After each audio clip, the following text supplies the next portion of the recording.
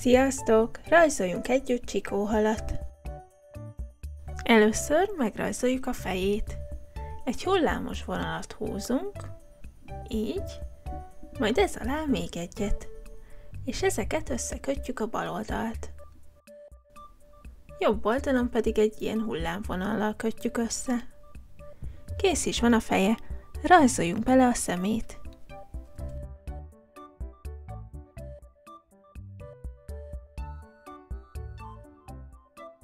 A feje tetejétől húzzunk egy nagy hullámos vonalat lefelé, ami egy csika vonalban végződik. Ugyanezt megismételjük innen a feje aljától.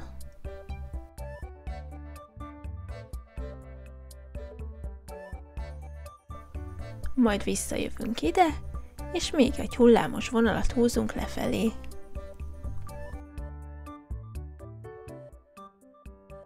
Ide középre megrajzoljuk az uszonyát. A középső két csúcsból két-két vonalat húzunk a háta felé.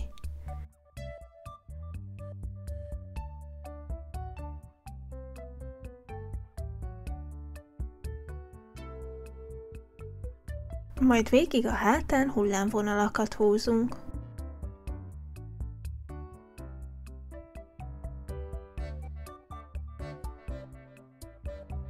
Végül ezt a részt vonalkázzuk be.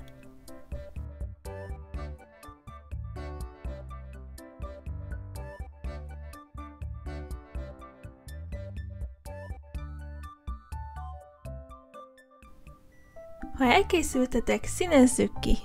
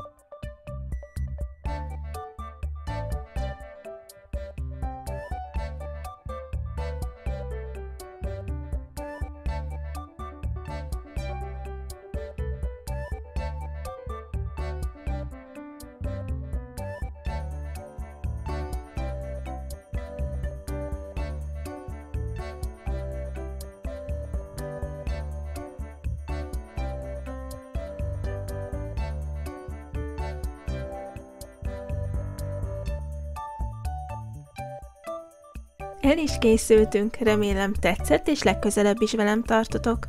Ne felejtsetek el gyakorolni. Sziasztok!